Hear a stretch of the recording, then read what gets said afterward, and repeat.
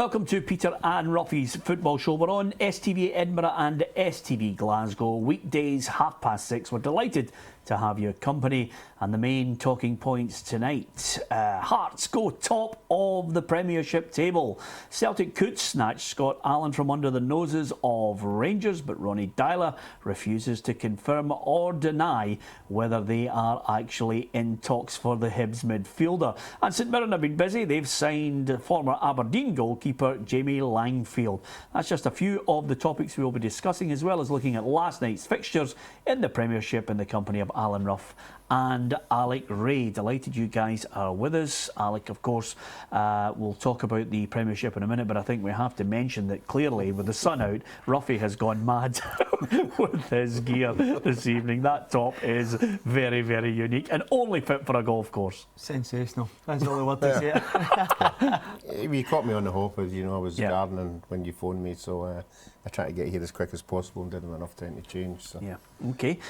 So it's a one-off seeing this shirt tonight, and let's cut to the football. I was at Tynecastle, sellout. It was absolutely sensational, the atmosphere.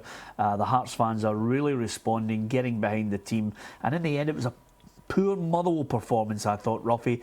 Hearts didn't really need to go through the gears. Yeah, we spoke about it all last year with Rangers and Hearts down the lower division, and we needed people back in the league to bring something to the game, and they certainly have with their crowd. I mean, it's a tremendous atmosphere, and I think every club's going to get the benefit going there and playing. At the players themselves, as Alec will tell you, it's always been a good place to play, but when you're getting that kind of crowd all the time, it's superb. Yeah, pitch in magnificent condition, Alec. Billy King, impressive. I like Sam Nicholson, he's very direct. They seem to have quite a nice mix, and even Juan come on when the job was already done. Yeah, I think you've mentioned there the mix, Peter. I think there's a good balance at Hearts. You know, they've got some senior players, Boban, Gomez, guys like that. They've obviously Patterson, Nicholson, King, the boys you were speaking about there. So I think the momentum they've got at the moment, we're talking off air there, I predicted they could potentially push Aberdeen for second spot. I think in January they'll go and reinvest as well, you know. I think Craig Levine has a good eye for a player. And, you know, it's obviously a club on the up. Yeah, I mean, second, Roughie, I've suggested, and again, this is the great thing about the programme, we all have opinions on it, but I've suggested third. Alex obviously thinking they could maybe push Aberdeen all the way. Yeah, I think, as we've discussed on the show, you know, Inverness, the teams that were going for third and fourth, Inverness, Dundee United, seem to be on the slide a wee bit. You know, they've lost a lot of players and not replaced the players that's left. So this could be an ideal opportunity for them to, I would say, push into third rather than second. Well, it's going to be an interesting time. Robbie Nielsen at the end of the game mentioned, you know, that they've got a tough game. They don't want to think about being top of the league, Alec. Just wants to concentrate on Ross County, who he thinks will be one of the hardest matches of the season. I always try and read between the lines and think, oh, well, the last three teams didn't really test you. Yes. But Ross County will provide them with a stern test. Yeah, Jimmy Mack's actually recruited some decent players up there. You know, they've started the season relatively well. I think it'll be difficult for Ross County to beat Hearts. I just think Hearts are on such a good run at the moment. You know, obviously Jimmy will be trying to turn them over. They're obviously the form team in the division, and you know. But I think when you're a manager and it's just the start of the season, it's just concentrating on the next game. That becomes the most important, and I can totally understand what Robbie's saying. Yeah, on the downside for Motherwell, Roughie, they didn't really create a lot. Scott McDonald is. He's in this withdrawn role almost in the midfield, trying to link up with Moult in the front line. I think Marvin Johnson had a shot in the 88th, 89th minute. It was the first real test for Neil Alexander. There's a wee bit to go. I'm worried about Motherwell in as much as I think Stephen Pearson is a huge, huge loss. It changes the dynamics of the way they play their football. Yeah, it does. And it's surprising, you know, because against Dundee United the weekend, they created a few chances. If they'd taken them, they possibly might have went on and won that game. But I think Motherwell are the same as most of the teams who brought in a large amount of players that take time to settle. You know, a lot of players down from England have come up, and they might just take maybe 4 or 5 games before they kick in. Yeah, I don't see them being involved in the relegation battle. I think once they get into the groove, I think they'll be wiser, certainly, than what happened last season to them, and Ian Barraclough's had more time to work with them. Well, this is Ian Barraclough's team, Peter. He's brought in a lot of players, as Roughie says there. There's a lot of boys going out the door. I'll really be interested to see when they actually do start kicking into gear, because the last thing you want to do is be getting dragged back into the mire early doors, and they obviously did an opening day victory, and I don't think they've won since then, so it's a big game for them at the weekend. Yeah, absolutely. What about you, Alec? You were down there at Rugby Park. What did you make of the game? I thought Kilmarnock done quite well, you know, conceding a goal within a couple of minutes was criminal, you know, and the manner in which they did it, I thought the writing's on the wall here. But you have to give Gary Locke's boys plenty of credit. They rallied, they fought like tooth and nail, and I think that they're going to need that type of spirit. And against the lesser teams, if you like, you know, they're going to the Partick Thistles, the Hamiltons, Ross Counties, all these guys as the teams that they need to pick up points. I know they're playing Thistle this weekend, and that becomes a crucial game so early in the season, but I thought Celtic were rather sloppy. They could have won easily, Peter. They numerous chances, hit the post, hit the bar, and in turn you can say Kilmarnock missed a couple of gilt-edged chances, headers for 5-6 yards where they actually hit Craig Gordon. Celtic will say they're good saves, but it was actually poor and slack marking from the back line from Celtic. Yeah, I mean, I know we always speak about it tongue in cheek, but when you make a statement and whether it's blown out of proportion or not, Roughie, do you think Kilmarnock are really getting tested enough are the Celtic strikers sharp enough or quick enough or clever enough?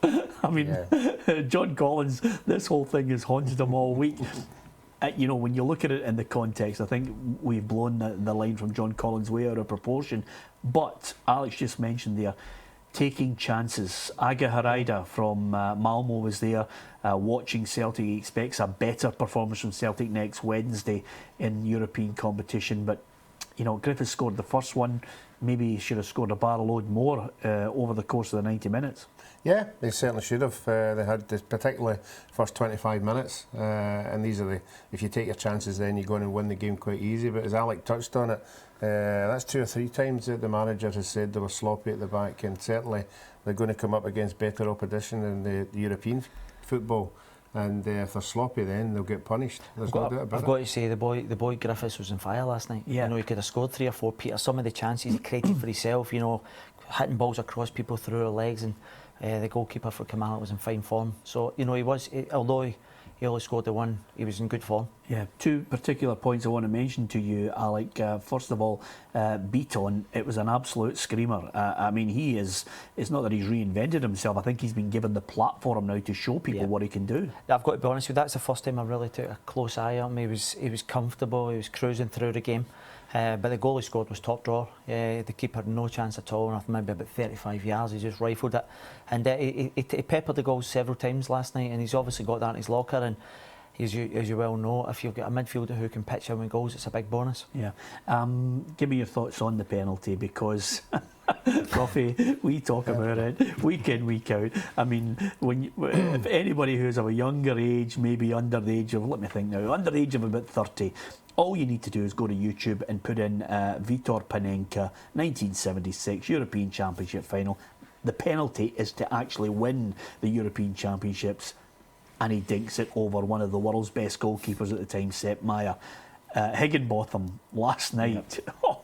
It was unbelievable. No one could believe what he'd actually done. You know, he just, because of the manner and so late in the game, I don't think he scored for 32 or 33 games, and I'm thinking to do that is rather cheeky in my book, but you've got to give him credit. There's a lot of belief there. He was really good. Actually, I've always liked that boy, even when he was at Falkirk. He went down to Huddersfield.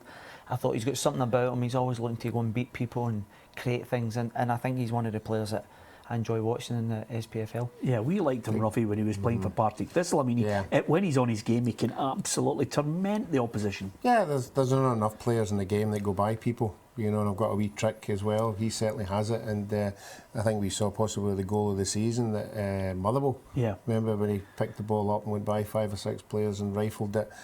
But to do what he does takes bottle, particularly in the circumstances of where Motherwell Kilmarnock are. You know, in the last minute they've not won a game. I just love one goalkeeper just to stand there and just go, thank you.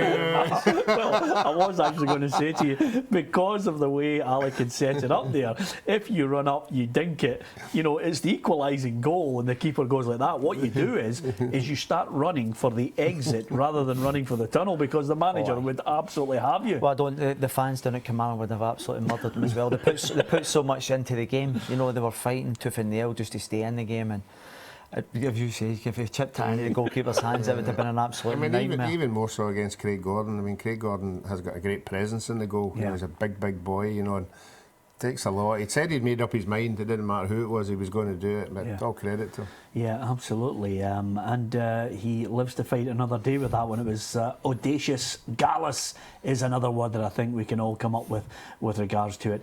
Join us in the next part of the programme. Alex Rae will be talking about his impressions of Mark Warburton. We'll talk about Jamie Langfield and, of course, Scott Allan.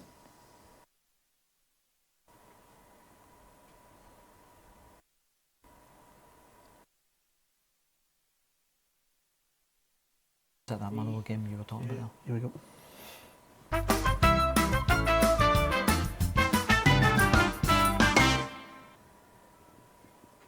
Welcome back to Peter and Roughie's Football Show. Alex Rae is our boot-room guest tonight, alongside myself, Peter Martin, and Alan Ruffin. We're on STV Edinburgh and STV Glasgow. We talked about the game last night. Again, never too far away from the transfers in and out of Celtic. Virgil van Dijk, there's suggestions now that is gathering a fair bit of pace with Southampton. Could be on his way after the Malmo game. And Alex, from Celtic's point of view, they will undoubtedly have been looking elsewhere to try and think of a replacement if he should go. Yeah, they've obviously been looking maybe bringing Denier back for another season as well. There's rumours of that. They've been linked to the boy from Belgium.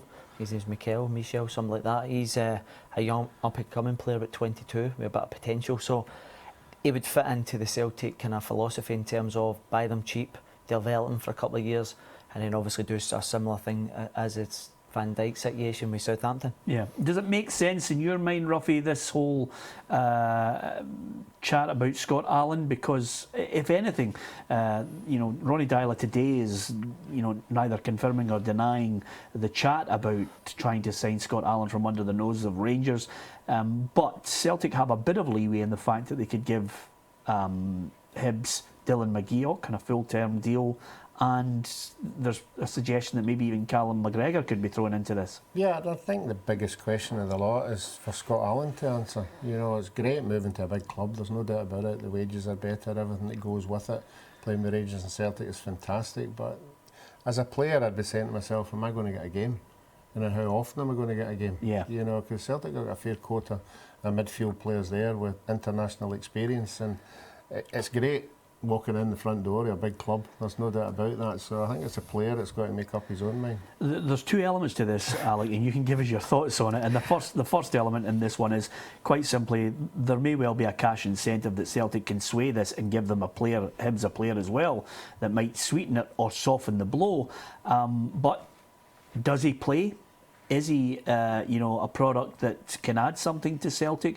I said the same when the link was with Rangers, because quite simply he's had a year of regular football at Hibs, and there's a lot of expectation on him. Could he move up to a higher league and do the business and play regularly? Well, I've watched several games. I think last week I watched 4. By the end of this week, it'll be another 4 games, just taking in plenty of football. And for me, Scott Allan could step up to the SPFL quite comfortable. I see him, he handles the ball, he drives at people and he brings things into play. I think one of the things that we've not kind of touched on here, he's been shouting for the rooftops and everybody's connected with him that he's a Rangers diehard, and his only move that he really wants to do is obviously go to Ibrox. So it'd be a bit of a decision for him, having said all this, to then move to Celtic. So there's also that element, but I think Celtic are probably better placed in terms of giving Hibs a couple of players, because they'll most certainly want to bring a couple of players in to strengthen the squad, and then obviously with the cash that's involved with it as well, then would obviously can be more beneficial to Hibs in the fact that they're not giving it to one of the rivals to get out that division. Yeah, it's a good point actually, mate, Roughie. I mean, you couldn't. There's no way a player would, say that he declared his love for Celtic and then go and join Rangers. I mean, that just wouldn't happen in history. I can't recall anything that could potentially have kicked in the history that's happened that way.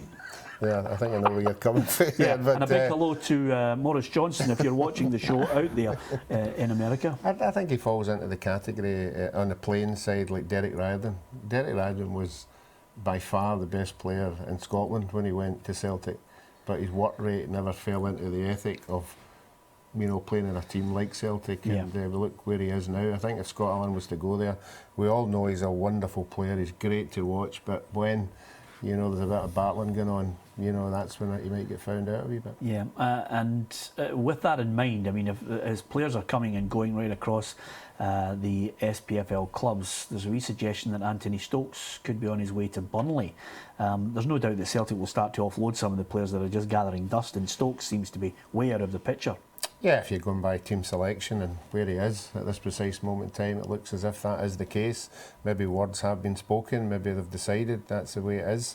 Other players have been brought in and he's still struggling to get in the team, also on the bench. So it wouldn't be the first time that Celtic have manoeuvred a player out of the club. Alec, give us your thoughts on the Jags. I'm on a sticky wicket. Really, I've suggested that maybe Partick Thistle and Hamilton could be in the bottom two positions. I don't know whether they're going to get goals. Well, that's one of the things. It's I think it'll be difficult for them. I seen them the opening day of the season at Hamilton, and they obviously went down to 10 men after about 25 minutes or so. So didn't quite get a true reflection from it. But they've got the boy up front there, Doolan. So yeah, Doolan. So other than that, they've got the boy Stevenson, who's not an out-and-out number 9. So I think that's one of the priorities for Archibald to bring one of them in, because, as you know, if you don't score goals, it becomes a very long season. Yeah, well, as you know, the boy Pogba got injured, and now they're going for Ronaldo. Frank Ronaldo. Yeah. So he'll be coming in soon. So yeah, desperate. Goal scorer is going to be the problem. There's no doubt about that. Yeah, we're in a strange situation where we seem to be looking at clubs signing the brother of the world-class player, and which reminds me again of the guy who managed to get a game for Southampton, who was George Weah's brother. How Graham Souness fell for that, I will never know, Alex Rae. Well, I think there was a wee bit of skill dug even on somewhere, that's for sure. We've done that as well. When I was at Sunderland, we paid 1.8 million for a guy, and he pitched up. He was 5'3". Never got one game for Sunderland. 1.8 million. Is that right? Milton Nunes, it's like infamous. And the thing is, in his opening game for the reserves, he scored a wonder goal, and I thought, oh, this guy's a man. But it turned out to be a binger. 1.8 million he paid for him. You can imagine everybody going for names like Pogba and Ronaldo. You can see agents going to players like, son, you hate to change your name. Pick a better name than what you've got. Yeah, exactly. Alec, just quickly, I want to get your thoughts on Mark Warburton, obviously in the Rangers situation. Roughie, on a goalkeeping front, Jamie Langfield, he's signed for St Mirren. Yeah, bags experience. That's why he's there. Obviously. You need somebody like that. There's no guarantee that your first team player is going to see the season. So when you've got somebody like that in the background, I'm sure he'll still want to be in the first team. So he'll be pushing the other boy all the way. Okay, we wish him the very best of luck. He's agreed to come on the programme, Roughie. I said if he comes on the programme, he'll get a club, and if he hasn't got a club, we'd pay him a vast amount of money. So when I read he's signed for St Mirren, I was like, yes. So good luck to Jamie. What about Mark Warburton? I watched the game against St Mirren. Alec, you were there alongside me. I think he was right at the end of the game to point out there's still a few gears to go through. Yeah, but I said a few weeks ago it was a work in progress. This team's they're obviously a lot more dynamic than they were last season. For me, they've obviously got the fullbacks a major part. I think both of them have got Wallace and Tavernier. Both of them have got 2 goals each now. For fullbacks, they're going to be key for them. In the middle of the park, they've got a nice balance with Halliday sitting, the 2 boys in front just intermingling, moving about, and then they've obviously got the wingers who have got a freedom. And one of the things I quite liked about it is because I had Waghorn as an out-and-out number 9. Yeah. And when he put him to right-hand side, I'm saying, I'm going to be interested to see where he goes with this.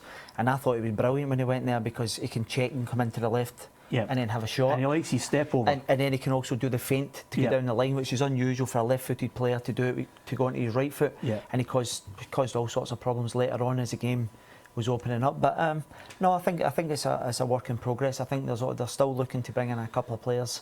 They've obviously brought these 2 young boys from Spurs last night. So I wonder they're going to bring 1 or 2 more in just to finish off before the window, and then obviously go and try and make a charge for the league. Yeah, I mean, we can be critical, we can try and offer an opinion on where we are in Scottish football, but one of the things that I think fans will respond to is seeing good football. The Rangers fans responded big time. 49,000, over 49,000 at the match. You look at Hearts, over 16,000 there. The Dundee derby, the fans are there. They just need the right product. Yeah, without a doubt. I think I looked at the Dundee United game the other night. It was a brilliant advert for Scottish football. It was really good. It was blood and thunder. It had a wee bit of technique and skill thrown in as well. And obviously the ending was sensational. But going back to the Rangers thing, you know, we spoke about Hearts and momentum earlier on. I've just got an opinion that there's starting to things happen at Rangers. There's a big belief that they're going to kind of really go on a really good run and get out this division, and then where they go from there on in. Well, I think the good thing about it is nobody's talking about upstairs.